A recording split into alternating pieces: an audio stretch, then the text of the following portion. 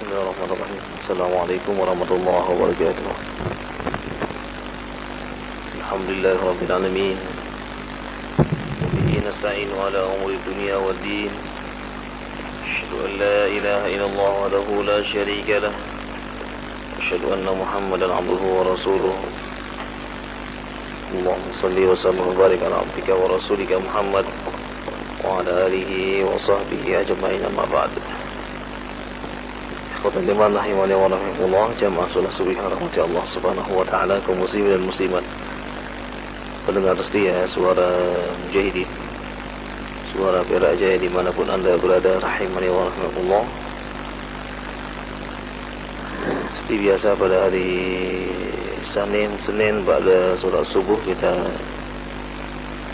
akan menjawab pertanyaan dari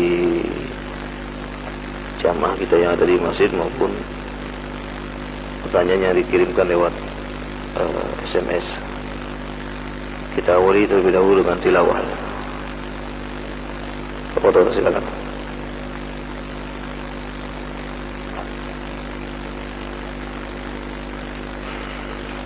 Surah apa? 166.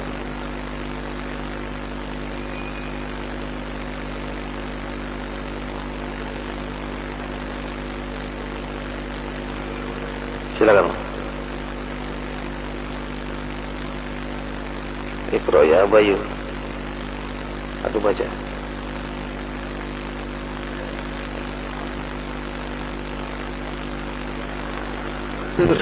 أعوذ بالله من الشيطان الرجيم.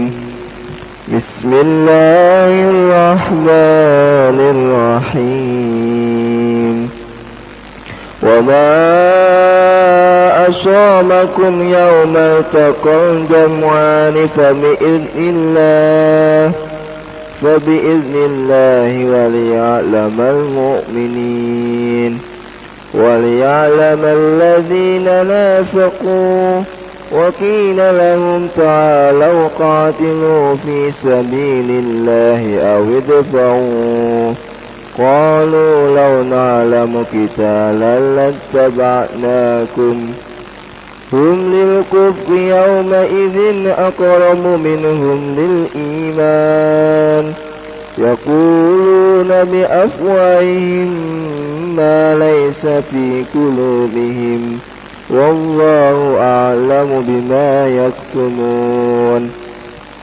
الذين قالوا لإخوانهم وقعدوا لو أطاعونا ما قتلوا. قل فادرءوا عن أنفسكم الموت إن كنتم صادقين. ولا تحسبن الذين قتلوا في سبيل الله أمواتا بل أحياء عند ربهم يرزقون. فرحين بما آتاهم الله من فضله ويستبشرون بالذين لم يلحقوا بهم من خلفهم ألا خوف عليهم ولا هم يحزنون. يستبشرون بنعمة من الله فضل وأن الله لا يضيع أجر المؤمنين. الذين استجابوا لله والرسول من بعد ما أصابهم القرح للذين أحسنوا منهم واتقوا أجر عظيم.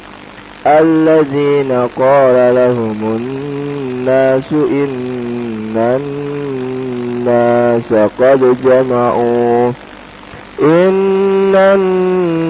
قد جمعوا لكم فاخشوهم فزادهم إيمانا وقالوا حسبنا الله ونعم الوكيل صدق الله العظيم.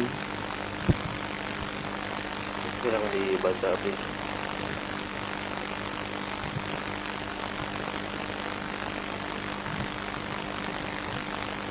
Yang keras lagi. Ini yang keras baca. Ali Imran 166. Dan apa yang menimpa kamu ketika terjadi pertempuran antara dua pasukan itu adalah dengan izin Allah, dan agar Allah menguji siapa orang yang benar-benar beriman. 167. Dan untuk menguji orang-orang yang munafik, kepada mereka dikatakan, marilah berperang di jalan Allah atau pertahankanlah dirimu. Mereka berkata, sekiranya kami mengetahui bagaimana cara berperang, tentulah kami mengikuti kamu. Mereka pada hari itu lebih dekat kepada kekafiran daripada keimanan. Mereka mengatakan dengan mulutnya apa yang tidak sesuai dengan isi hatinya, dan Allah lebih mengetahui apa yang mereka sembunyikan. 168. Mereka itu adalah orang-orang yang berkata kepada saudara-saudaranya, dan mereka tidak turut pergi berperang. Sekiranya mereka mengikuti kita, tentulah mereka tidak terbunuh. Katakanlah, cegahlah kematian itu dari dirimu jika kamu orang yang benar. 169. Dan jangan sekali-sekali kamu mengira bahwa orang-orang yang gugur di jalan Allah itu mati. Sebenarnya mereka itu hidup di sisi Tuhannya, mendapat rizki. 170. Mereka bergembira dengan karunia yang diberikan Allah kepadanya, dan bergirang hati terhadap orang yang masih tinggal di belakang, yang belum menyusul mereka, bahwa tidak ada rasa takut pada mereka, dan mereka tidak bersedih hati. 171.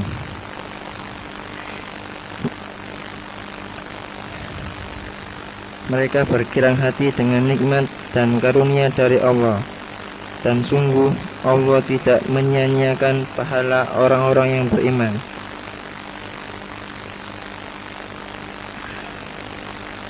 172. Yaitu orang-orang yang menaati perintah Allah dan Rasul setelah mereka mendapat luka dalam perang Uhud. Orang-orang yang berbuat kebajikan dan bertakwa di antara mereka mendapat pahala yang besar. 173. Yaitu orang-orang yang menaati Allah dan Rasul, yang ketika ada orang-orang mengatakan kepadanya, orang-orang Quraisy telah mengumpulkan pasukan untuk menyerang kamu, karena itu takutlah kepada mereka. Ternyata ucapan itu menambah kuat iman mereka, dan mereka menjawab, cukuplah Allah menjadi penolong bagi kami, dan Dia sebaik-baik pelindung. Baik, sallallahu alaihi wasallam. Silakan. Ada yang sudah bergabung bersama kita.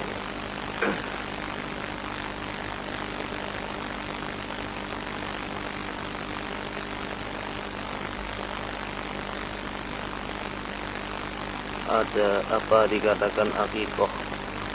Saya akikoh diri sendiri karena sudah kerja, karena waktu kecil tidak diakikohi orang tua.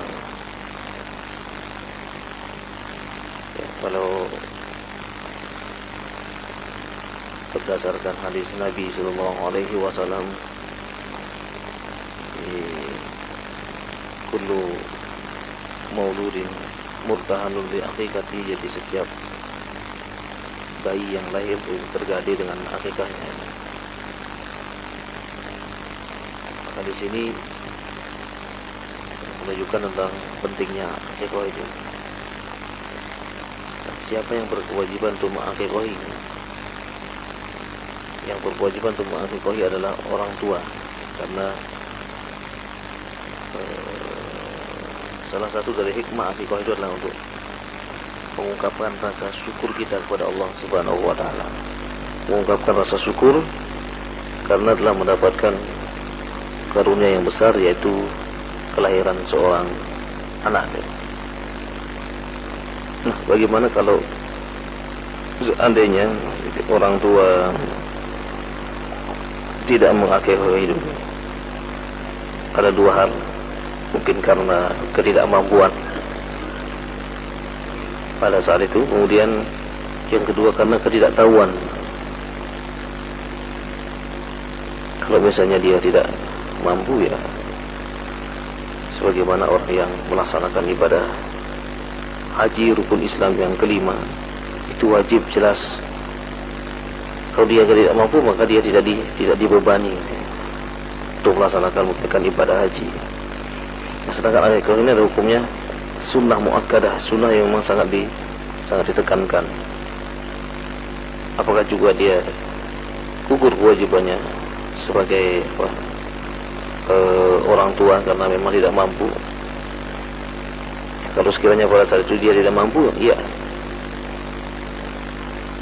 Kalau sekiranya dia mampu, maka tentunya dia akan melaksanakan akikah itu. Nah, bolehkah orang lain misalnya memberikan dana kepada kita untuk akikah? Boleh. Misalnya kita punya ibu, punya mertua, kemudian dia mengatakan, ini kalau kamu mau akikah ini saya berikan uang sekian. Apakah boleh? Boleh. Jadi intinya bagaimana pada saat hari ke-7 kita merasa bergembira, ya, karena mendapatkan karunia yaitu seorang anak. Jadi, nah, kalau belum diakikah ini, kalau melihat hadis Nabi sallallahu alaihi wasallam, kullu mauludin murtahanu bi aqiqatihi, maka kewajiban mengakikah ini adalah akan terus menerus. Karena apa? Setiap bayi yang terlahir akan tergadai.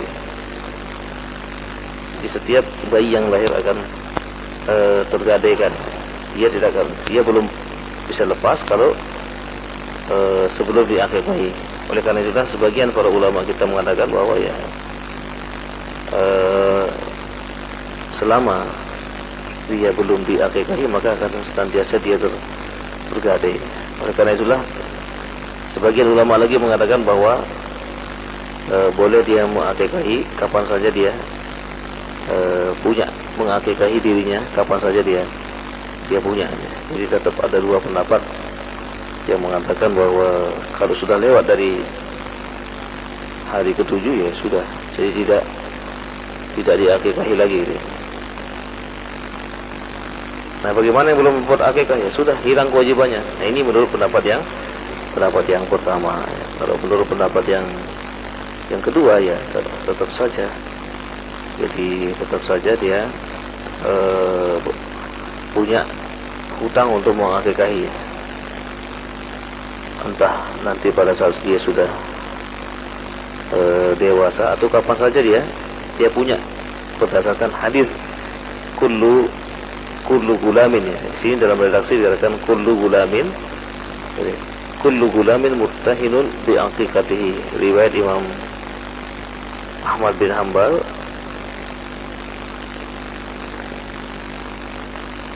dan Imam Tirmidzi. Hadisnya waqala hadisun hasanun sahih, hadisnya adalah hasan sahih.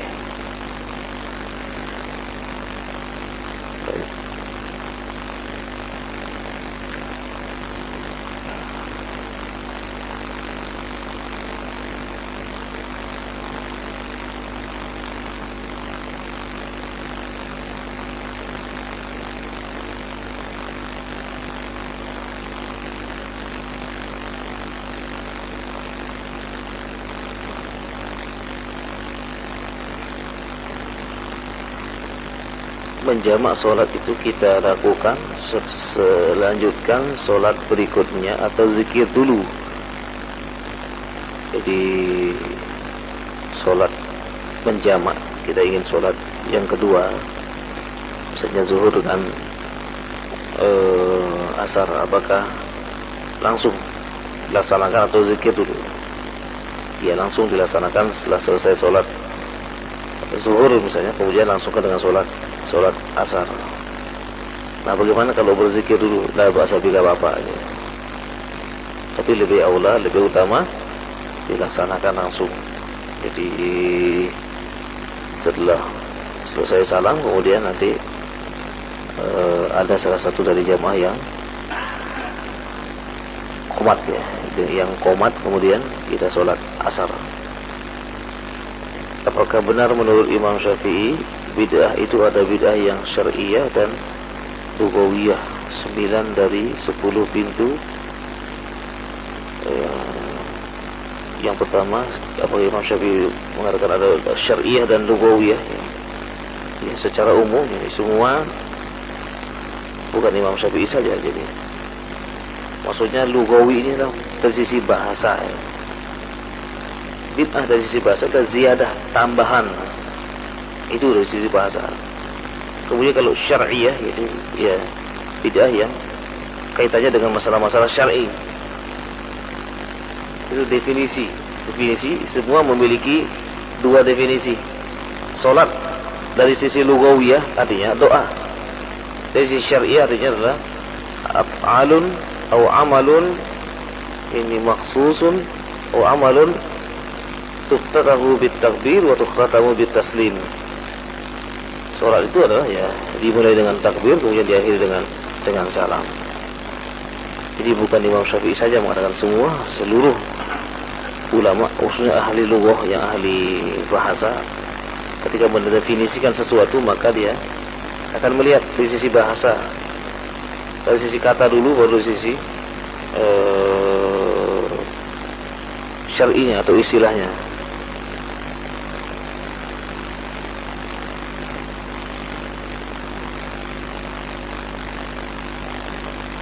Sembilan dari 10 pintu ada dalam perdagangan, apa saja itu? Saya enggak tahu, wallahu taala alam.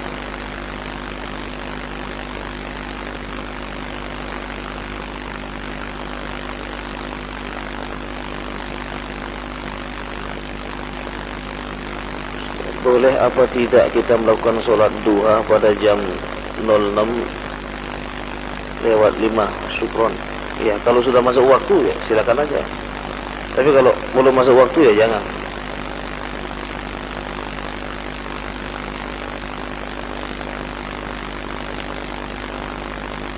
Ustaz, apakah adakah doa untuk menghilangkan grogi dalam menghadapi unas? Orang kok takut sih dengan unas? Kalau orang yang belajar nggak pernah takut dengan unas. Unas takut. Yang paling bingung orang tua. Tapi ada yang sholat unas. Ada ya?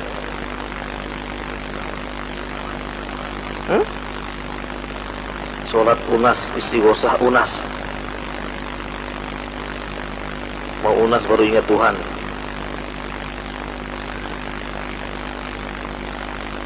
Kalau belajar kalau sudah belajar nggak perlu menghadapi apapun, nggak perlu grogi. Jadi sekali lagi yang pertama, kalau rajin belajar, anak nggak perlu dikhawatirkan. Anak-anak juga nggak perlu khawatir. Ya, kita anjurkan siapa saja punya putra putri sebelumnya ya, perhatikan belajarnya gimana, cara belajarnya gimana. Ingat, hari-hari efektif kurangi nonton TV dengan anak. Hari-hari efektif stop TV, apalagi maghrib dengan isya. Misalkan anak-anak jam 10 paling lambat dia sudah tidur. Nah, kalau untuk menghilangkan grogi ya, sekalipun doa juga kalau nggak belajar tetap grogi, nggak apa-apa, silakan baca doa Rabbi shrah li sadri wa yassir li amri wahlul 'uqdatam min lisani yafqahu qawli.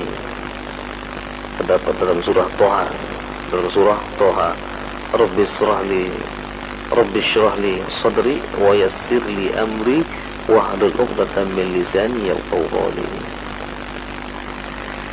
Mohon doanya Ustaz untuk anak-anak kami.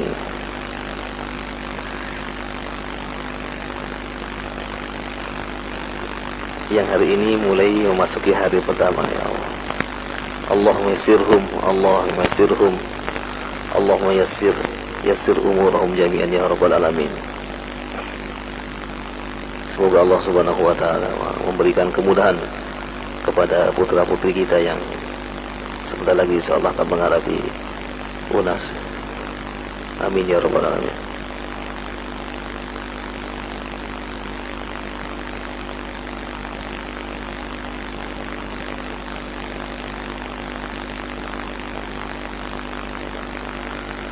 Sebelum nikah, Pak Sutri rajin ibadah. Setelah nikah, suami nggak mau sholat walaupun dia diingatkan berkali-kali. Berdosakah bila istri ini tidak mau melayani suami? Nggak mau sholat dulu baru layani. Kenapa? Banyak kadang-kadang orang yang sudah sholat, sudah menikah nggak mau sholat. Jadi inilah kita katakan lahan dakwah di Indonesia itu masih banyak. Banyak masyarakat kita nggak paham tentang masalah sholat, fikih sholat. Orang-orang yang nggak pernah sholat, jangan diharap kalau pas meninggal disolati sama orang. Ya, sudah merupakan al-jaza'u min jinsil amal. Perbuatan itu akan mendapatkan sesuatu sesuai dengan apa yang dikerjakan. Insyaallah kalau orang yang rajin sholat, apalagi sholat berjamaah, ketika orang itu meninggal, nggak disuruh pun orang akan ikut menyolatinya. Tapi kalau nggak pernah sholat, ya, kita harapkan jangan sampai meremehkan sholat ini, karena sholat inilah yang pertama kali dihisab di sisi Allah, dan sholat inilah merupakan wasiat terakhir Rasulullah. As-salatu ya ummati, sholatlah wahai umatku. Ya, kalau sekiranya suaminya misalnya nggak mau sholat, ya dilihat dulu kenapa dia nggak mau sholat. Jadi hendaklah sabar seorang istri untuk mengingatkan suaminya untuk senantiasa bisa beribadah dengan baik. Tentunya ketika seorang nggak sholat itu ada masalah-masalah yang terjadi kadang-kadang. Ada masalah-masalah terjadi mungkin karena masalah ekonomi atau masalah yang lain-lain. Itu terjadi ya, di kalangan suami istri. Karena itulah saling mengingatkan satu dengan yang lain. Nah, apakah berdosa istri tidak mau melayani suami lantaran suaminya tidak sholat, ya? Ya, kalau sudah sholatnya sudah sering ditinggalkan, ya mungkin sesekali memberikan pelajaran ya.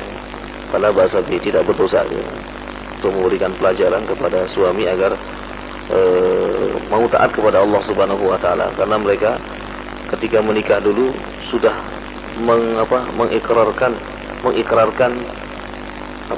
akad nikah, qabiltu nikaha wa tazwiza bil mahri mazkur. Saya terima nikahnya fulan bin fulan binti fulanah dengan mahar sekian karena Allah Subhanahu wa taala.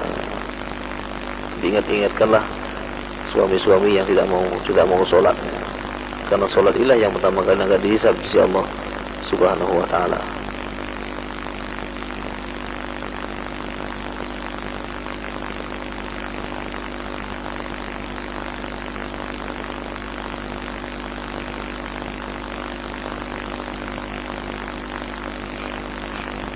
Saya PNS, setiap bulan dapat tambahan uang kesejahteraan berupa lembur, apalagi ini tunjangan.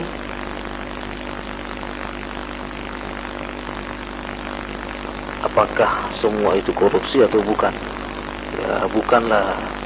Korupsi itu Anda tidak berhak, kemudian Anda ini mengambil sesuatu yang bukan haknya, itulah yang disebut dengan korupsi. Orang misalnya bekerja, dia punya pekerjaan sekian, kemudian dia melembur, kemudian diberikan uang tambahan. Ya, orang bekerja kan tidak selama-lamanya, artinya tidak 24 jam bekerja. Jadi pada saat dia mau misalnya kerjaannya misalnya jam 8 jam, nah dia ini harus melembur sampai sekian jam, kemudian diberikan tambahan. Apakah ini termasuk korupsi? Tidak termasuk korupsi.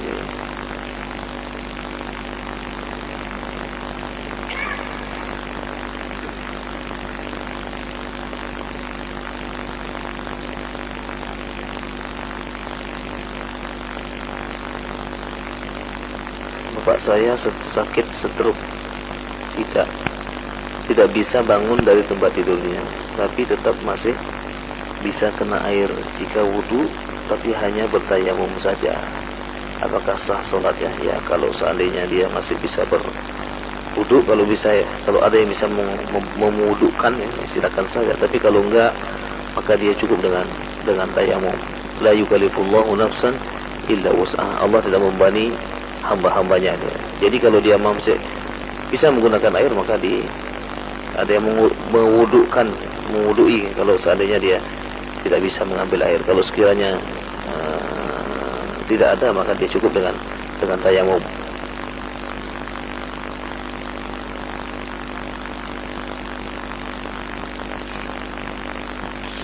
Ada enggak puasa sunnah Rajab? Kalau secara khusus tidak ada. Tidak ada puasa sunnah Rajab. Ada yang puasa mulai tanggal 1 sampai tanggal 27. Hadisnya semuanya dhaif, lemah, bahkan ada yang maudhu, palsu hadisnya. Jadi secara umum ya puasa kapan saja silakan. Puasa Senin Kamis, puasa Ayyamul Bid 13, 14, 15. Jadi kalau secara khusus bulan Rajab tidak ada hadis yang sahih satupun, tidak ada.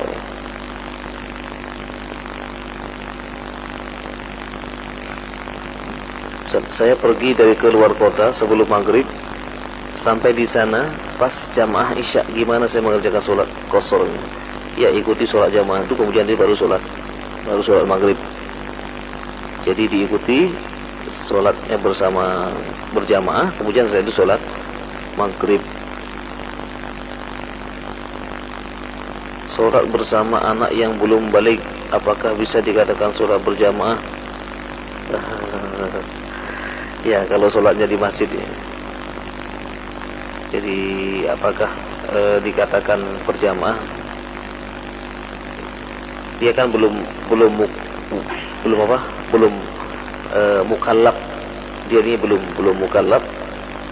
Apakah ketika dia sholat bersama anaknya yang masih kecil dikatakan berjamaah? Ya, jamaah di sini adalah sholat yang dikerjakan lebih dari satu orang. Kalau dia bisanya sholatnya benar, yang benar di sini serius, ya, maka apakah dia termasuk mendapatkan hukum sholat berjamaah? Ya, termasuk juga mendapatkan hukum sholat berjamaah. Ya.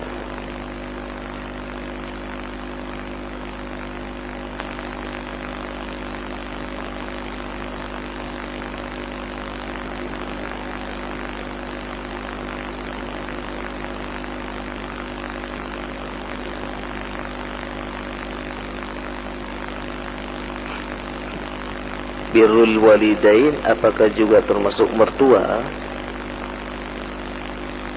Apakah juga termasuk tua? Birrul walidain ya, nama juga birrul walidaini, berbuat baik kepada kedua orang tua yang melahirkan. Dan birrul walidain adalah berbuat baik kepada kedua orang tua yang melahirkan. Apakah mertua juga termasuk dalam hal ini? Jadi kalau mertua ini ya bedalah kan, kalau orang tua kan yang melahirkan. Jadi yang ditekankan di sini adalah wabil walidaini ihsana, kedua orang tuamu hendaklah kamu berbuat baik. Bukan berarti tidak boleh seorang itu berbuat baik kepada mertuanya, boleh, silakan. Jadi ini sebuah anjuran ya. Jadi anjuran yang pada saat seorang sudah menikah, maka sekarang dia punya 4 orang tua.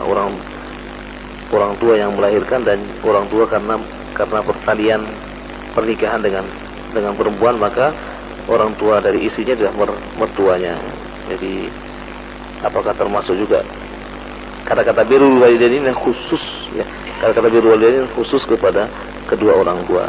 Bukan berarti sekali lagi kita mengabaikan mertua kita. Mertua kita adalah perlu dihormati dan juga kita berbaik kepada keduanya. Ini sama dengan berbuat baik dengan orang lain, sebagaimana firman Allah, wa ta'awanu 'alal birri wat taqwa wa la ta'awanu 'alal ismi wal udwan. Bertolong-tolonganlah kalian dalam kebaikan dan ketakwaan, dan janganlah kalian bertolong-menolong dalam perbuatan dosa dan permusuhan.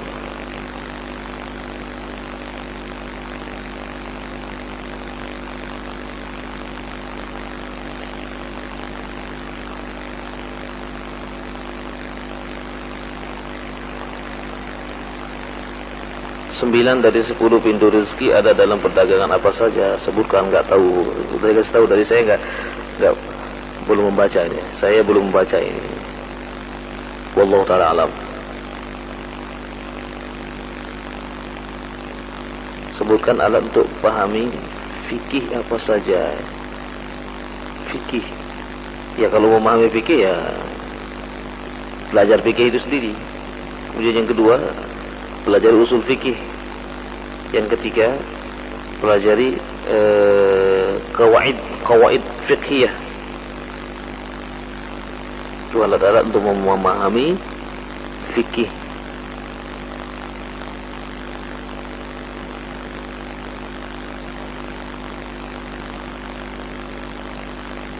Silakan jamaah kalau ada yang bertanya.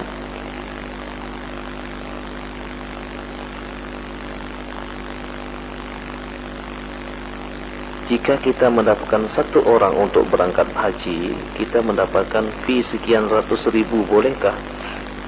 Jangankan sekian ratus ribu, juta-jutaan pun boleh, silakan.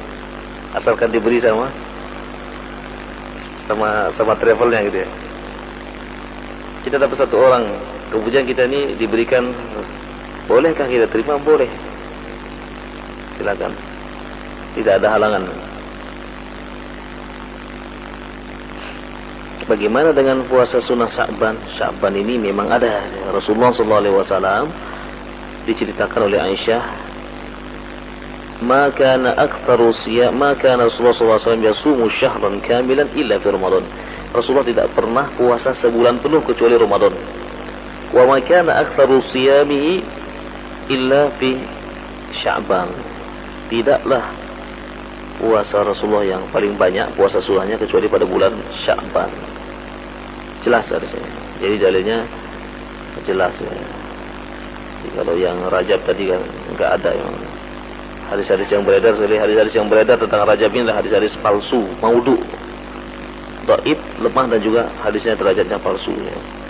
Kalau yang tentang puasa Sya'ban ada. Nanti bisa dibaca dalam kitab, dalam Sahih Bukhari pun ada sahih hadisnya. Barangkali ada jamaah yang bertanya. Silakan Pak.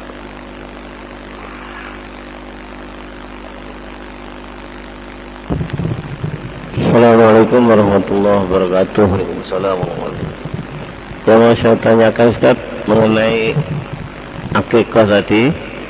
Kalau waktu kecil umur 7 hari itu belum bisa mengakikahi, setelah agak besar kita ganti dengan kurban, jadi kita tidak mengakikahi anak tersebut tapi kita kurbani, boleh apa enggak? Terus yang kedua yaitu mengenai batas boleh menjamak sholat, yang kita tahu adalah pernah diterangkan itu 80 km kurang lebih, tapi ada seorang yang menjamak itu cuman jarak 8 kilo atau 18 kilo, bahkan mulai Gresik ke Surabaya itu ada sudah dijamak. Terima kasih. Apakah itu ada hadisnya Ustaz? Terima kasih. Assalamualaikum warahmatullahi wabarakatuh. Waalaikumsalam warahmatullahi wabarakatuh. Ya, yang pertama tadi tentang orang yang tidak diakahi kemudian dikorbani, jadi apakah bisa bergantikan? Tidak. Korban beda. Korban hukumnya sendiri, akikah hukumnya sendiri. Jadi kalau dia mau berkorban ya silakan. Karena ada yang ketika berkorban sekaligus diniatkan untuk akikah gitu ya. Ya berkorban kalau akikah. Ini beda-beda hukumnya. Kemudian memang yang jarak tadi adalah jarak menjamak adalah pendapat para ahli fuqaha 80 kilo. Tapi ini juga tidak mutlak. Ada juga yang kurang dari itu. Jadi ia disebutkan di sini adalah keluar dari daerahnya ya. Keluar kota, bukan masuk Surabaya ya. Misalnya saya dari sini, saya sampai di Tunjungan sana, kemudian saya sudah keluar dari Perak, sudah masuk ke Tunjungan. Kemudian saya menjamak di Tunjungan sana, ini keliru ya. Atau saya dari sini, kemudian saya ke Tandes misalnya kan, karena Surabaya Barat, kita sudah keluar dari Surabaya Pusat. Apakah saya boleh menjamak? Tidak. Ya. Jadi harus dipahami pengertian safar ini pengertian dalam pengertian bahasa Arab, bukan bahasa Indonesia, bukan pergi begitu saja. Jadi orang Arab biasanya mengatakan safar itu biasanya dia itu menginap, atau safar itu adalah kurang lebih ya jaraknya sekitar 80-an kilo dia. Apakah dari sini Gresik bisa dikatakan menjamak? Bisa, asalkan itu adalah bukan suatu pekerjaan. Artinya ketika dia misalnya kerja di Surabaya, apakah dia boleh menjamak? Tidak. Kalau sesekali dia melakukan perjalanan kemudian dia menjamak, apakah boleh? Boleh. Dari sini misalnya ke Mojokerto ya. Atau dari sini ke mana ya? Ke daerah Sidoarjo misalnya. Berapa kilo dari sini tadi? Hah? Ya itu masih belum dikatakan menjamak. Jadi kalau mungkin sesekali kemudian tidak terulang, la ba'sa bi, enggak apa-apa dia. Dan itu misalnya ketika dia menginap. Biasanya kalau safar itu adalah diiringi dengan menginap, karena Rasulullah dalam satu sabdanya mengatakan walil musafiri walil muqimi yaumun wa lailah walil musafiri salasata ayyam. Jadi bolehnya seseorang mengusap khuf, sepatu yang dipakai, sepatu maksudnya yang menutupi mata kaki, bagi orang yang mukim, bagi yang diam adalah 1 hari, dan bagi yang melaksanakan safar adalah 3 hari dia. Jadi batas-batas yang wajar ketika melaksanakan safar itu diperbolehkan seseorang menjamak sholatnya.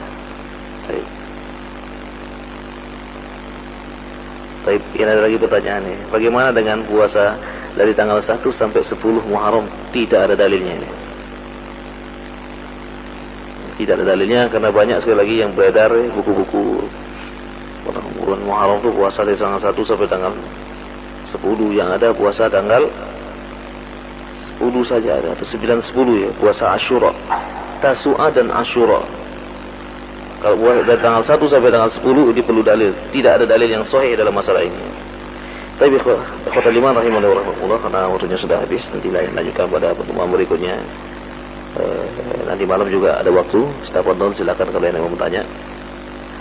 Kita akhiri dengan doa kafaratul majlis. Subhanakallahumma wa bihamdika asyhadu an la ilaha illa anta astaghfiruka wa atubu ilaik. Wa sallallahu ala nabiyyina Muhammadin wa ala alihi washabihi ajma'in. Assalamualaikum warahmatullahi wabarakatuh.